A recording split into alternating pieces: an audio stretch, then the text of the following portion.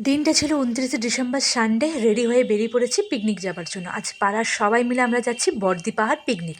তোমরা কিন্তু ইউটিউবে সার্চ করলে এই জায়গাটা দেখে নিতে পারো। আর এখন পিকনিক সিজন চলছে, যেতেও পারো, খুব সুন্দর জায়গা।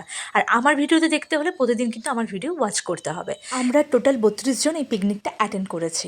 কিছুটা পথ যেতে না যেতেই দিয়ে দেওয়া হলো একটা করে কেক। তবে আমার সবুজ কালারের কেকের প্যাকেটটা পছন্দ ছিল, ওটা আমার ভাই দিচ্ছিল না, তো সেটা দিবার জন্য তো আমার ডলি দিদা আছেই। দেন ১.৫ ঘন্টা জার্নি করে আমরা পৌঁছে গেছি বর্দি পাহাড়। গিয়েই পেয়ে গেছিলাম হাতে গরম চা, কারণ রাঁধুনিরা আগেই পৌঁছে গেছিলো, তাই আমাদের খাবার দাবারের জন্য অনেকটা ওয়েট করতে হয়নি। শতরঞ্জিতে বসার পর চলে এলো মিনিট ১০-এর মধ্যে হাতেই আলুর দম, মুড়ি, শশা, পেঁয়াজ, মূলো, লঙ্কা। তার মিনিট ১৫-এর মধ্যে চলে এলো গরম গরম পোনা মাছের ফিশ ফ্রাই। আর আলু মাখাকে দেখলে হাতে ফোন, নিজেই মুড়ি খাচ্ছে। এদিকে ফিশ ফ্রাই খেয়ে এত গরম লেগে গেছে আলু মাখা, তারপর একটা আইসক্রিম খেলো। আর দেন ১ ঘন্টার মধ্যে আবার চলে এলো চিকেন কষা।